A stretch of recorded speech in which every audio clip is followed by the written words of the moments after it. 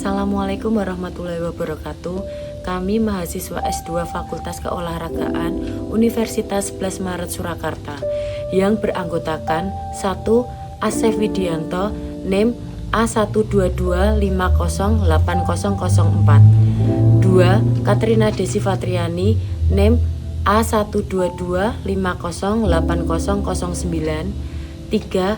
Isna Nadila Al-Zahra, NIM A122508015.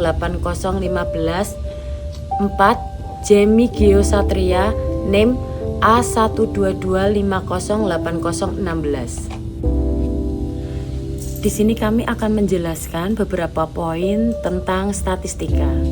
Yang pertama, konsep-konsep dasar statistika. Pendahuluan, tujuan pembelajaran modul statistika.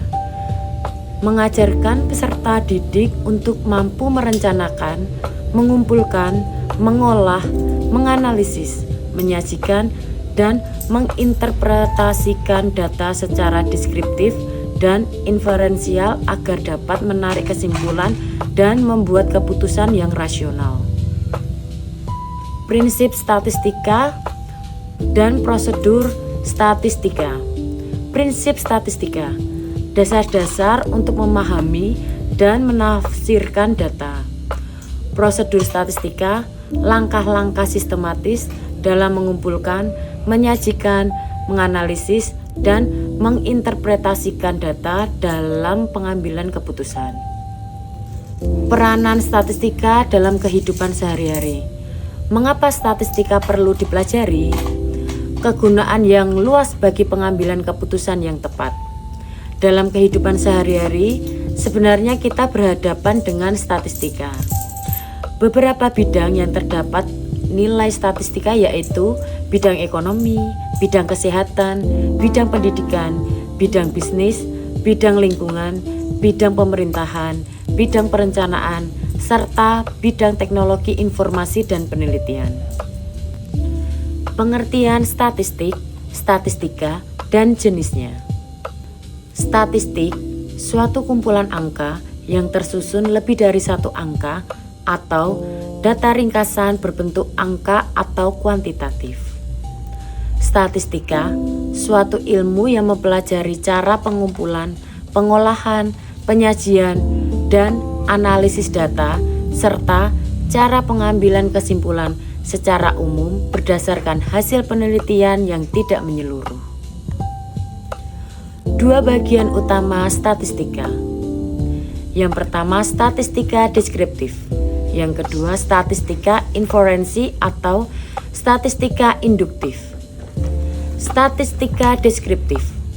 Ilmu statistika yang mempelajari tentang pengumpulan, pengolahan, dan penyajian data. Statistika inferensi atau statistika induktif. Ilmu statistika yang mempelajari tentang cara pengambilan kesimpulan secara menyeluruh atau populasi berdasarkan data sebagian atau sampel dari populasi tersebut. Prinsip kerja, karakteristik, dan fungsi statistika. Prinsip kerja statistika, variasi, reduksi atau sampling, generalisasi. Karakteristik statistika, bekerja dengan angka atau kuantitatif, data sistematis dan bertujuan, kumpulan fakta, menggunakan metode pengolahan data. Fungsi statistika, fungsi deskriptif, fungsi inferensial, menyederhanakan data, perencanaan dan evaluasi, menentukan sebab akibat. Langkah-langkah belajar statistika. Ada 5 langkah belajar statistika. Yang pertama, pahami konsep dasar. Yang kedua, kuasai materi pokok. Yang ketiga, manfaatkan visualisasi data. Yang keempat, lakukan latihan soal. Yang kelima, terapkan dalam kasus nyata. Populasi, sampel, dan sampling. Populasi. seluruh elemen yang akan diteliti. Sampel, elemen yang merupakan bagian dari populasi. Teknik-teknik pengambilan sampel sebagai berikut. Yang pertama adalah simple random sampling, yaitu pengambilan sampel secara acak sehingga setiap elemen dari populasi mempunyai kesempatan yang sama untuk menjadi sampel. Yang kedua, stratified random sampling, yaitu pengambilan sampel yang populasinya dibagi-bagi menjadi beberapa bagian atau stratum, kemudian elemen-elemen dari setiap stratum dipilih secara acak untuk menjadi sampel. Kemudian yang ketiga, ada systematic sampling, yaitu pengambilan sampel berdasarkan urutan tertentu dari populasi yang elemen-elemennya telah disusun secara teratur dan diberi nomor urut. Kemudian yang keempat ada cluster sampling, yaitu pengambilan sampel dari populasi yang terdiri dari kelompok-kelompok, di mana dalam pengambilan sampelnya tidak langsung memilih elemen populasi, tetapi memilih kelompok terlebih dahulu, sehingga yang termasuk sebagai sampel adalah elemen yang berada dalam kelompok terpilih tersebut. Kemudian ada data.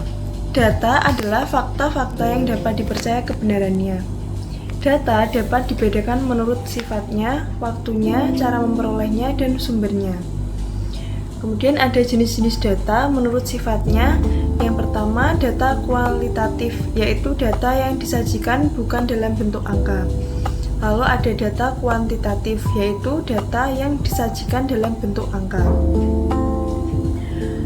Data kontinu, yaitu data yang satuannya bisa dalam pecahan. Lalu data diskrit, yaitu data yang satuannya selalu bulat atau tidak berbentuk pecahan dalam bilangan asli. Lalu, jenis data menurut waktunya. Data silang atau cross-section, yaitu data yang dikumpulkan pada suatu waktu tertentu yang menggambarkan keadaan atau kegiatan pada waktu tersebut. Lalu ada data berkala atau time series, yaitu data yang dikumpulkan dari waktu ke waktu. Dan jenis data menurut cara memperolehnya ada data primer, yaitu data yang didapatkan langsung dari responden. Lalu ada data sekunder, yaitu data yang diambil dari data primer yang telah diolah untuk tujuan yang lain. Jenis data menurut sumbernya. Data internal yaitu data yang menggambarkan keadaan di dalam suatu organisasi. Lalu data eksternal yaitu data yang dibutuhkan dari luar suatu organisasi untuk kebutuhan organisasi tersebut. Data yang baik harus memenuhi kriteria-kriteria sebagai berikut. Yang pertama, benar atau objektif. Yang kedua, mewakili atau wajar atau representatif. Yang ketiga, dapat dipercaya. Yang keempat, tepat waktu atau up to date. Yang kelima, relevan atau data yang dikumpulkan ada hubungannya dengan permasalahannya. Skala pengukuran dan tipenya. Skala pengukuran adalah metode untuk mengelompokkan data bagi menjadi 4 tipe, yaitu nominal atau hanya kategori, kemudian yang kedua ordinal atau kategori berurutan, kemudian yang ketiga interval atau kategori berurutan dalam jarak sama, dan kemudian yang keempat yaitu rasio atau kategori berurutan jarak sama dan punya titik nol mutlak. Skala nominal atau skala klasifikasi yaitu skala yang paling sederhana, di mana angka yang diberikan kepada objek hanya sebagai label dan tidak menunjukkan tingkatan apa-apa. Contohnya adalah jenis kelamin. Kemudian skala ordinal yaitu skala yang diberikan kepada objek sebagai label dan menunjukkan tingkatan, namun jarak antar tingkatan masih belum jelas. Contohnya adalah tingkat pendidikan. Kemudian yang ketiga, skala interval, yaitu skala yang diberikan kepada objek sebagai label yang menunjukkan tingkatan dan ditambah satu sifat lain, yaitu antar tingkatan memiliki jarak yang sama. Namun titik nol dalam skala ini masih dapat ditentukan dengan bebas atau tidak absolut. Atau kata lain, nilai nol tidak menunjukkan nol atau tidak ada, sehingga antar tingkatan tidak memiliki perbandingan yang jelas. Contohnya pada pengukuran suhu badan. Kemudian yang keempat, skala rasio, yaitu skala yang diberikan kepada objek sebagai label yang menunjukkan tingkatan dengan antar tingkatan memiliki jarak yang sama dan memiliki titik nol yang absolut, atau nilai nol adalah benar-benar menunjukkan nol atau tidak ada, sehingga antar tingkatan memiliki perbandingan yang jelas. Contohnya adalah jumlah mahasiswa. Jika jumlah mahasiswa 0, maka menunjukkan tidak ada mahasiswa, dan jumlah 100 mahasiswa adalah 2 kali lipat dari jumlah 50 mahasiswa. Kemudian masuk ke poin yang kedua, sumber, metode, dan instrumen pengumpulan data. Metode pengumpulan data adalah cara atau teknik yang digunakan seperti observasi, wawancara, survei, dan studi dokumen. Sumber pengumpulan data itu meliputi yang pertama sumber primer, kemudian sumber sekunder. Sumber primer yaitu data asli yang dikumpulkan langsung oleh peneliti untuk tujuan penelitian tertentu. Contoh, data dari survei, kuesioner yang diisi responden. Sumber sekunder adalah data yang telah dikumpulkan sebelumnya oleh pihak lain untuk tujuan lain, namun dapat digunakan kembali untuk penelitian baru. Contohnya buku, artikel ilmiah, arsip, dan lain-lain. Kemudian metode pengumpulan data. Metode adalah teknik atau pendekatan yang digunakan peneliti untuk mendapatkan data. Kemudian observasi adalah mengamati secara langsung fenomena atau kejadian yang diteliti untuk mendapatkan data. Kemudian wawancara, melakukan tanya jawab langsung dengan narasumber untuk mendapatkan informasi yang mendalam. Kemudian metode pengumpulan data selanjutnya yaitu survei atau kuesioner, memberikan seperangkat pertanyaan tertulis kepada responden untuk dijawab secara individu. Kemudian selanjutnya yaitu studi dokumen, yaitu mengumpulkan data dari berbagai sumber tertulis seperti arsip, buku, artikel, foto, maupun dokumen resmi. Kemudian yang terakhir yaitu diskusi kelompok fokus atau FGD, mengumpulkan data melalui diskusi kelompok untuk mendapatkan perspektif yang beragam. Kemudian instrumen pengumpulan data. Instrumen adalah alat untuk perangkat yang digunakan untuk merekam data sesuai dengan metode yang dipilih. Kuesioner atau angket adalah alat tertulis yang berisi pertanyaan maupun pernyataan untuk dijawab responden. Panduan wawancara atau pedoman wawancara yaitu daftar pertanyaan terstruktur untuk memandu peneliti saat melakukan wawancara. Kemudian alat perekam atau recorder digunakan untuk merekam suara selama wawancara atau observasi berlangsung. Kemudian yang selanjutnya yaitu kamera, digunakan untuk merekam peristiwa secara visual melalui foto maupun video saat observasi. Terakhir yaitu daftar periksa atau checklist.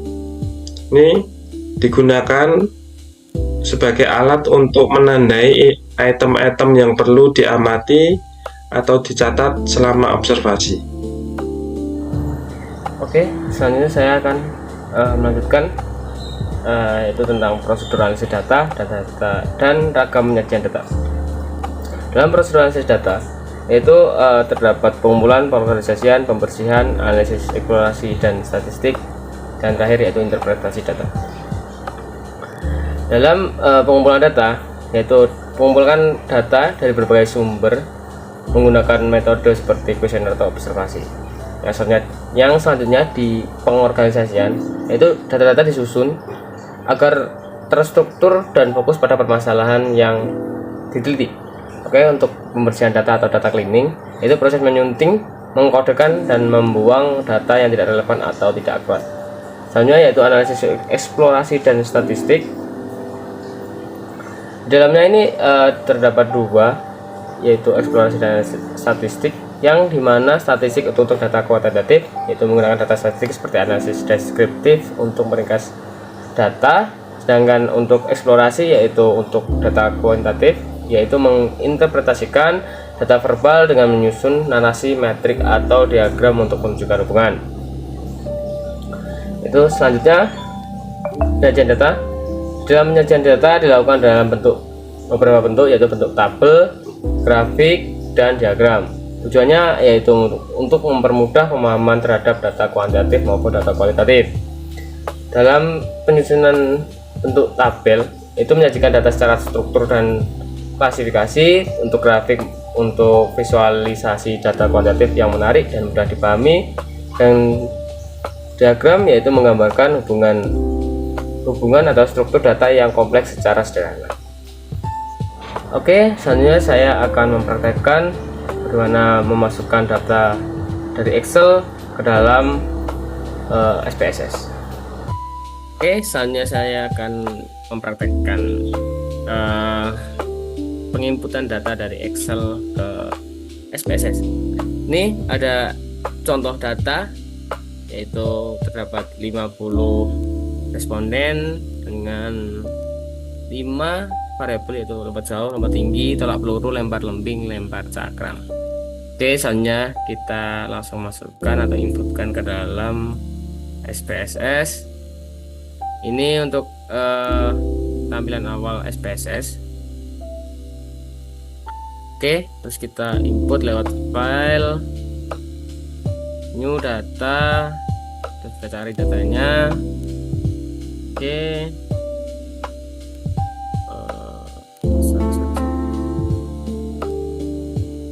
kita import datanya. Kita import datanya ke Excel. Ya, kita cari tadi yaitu contoh data.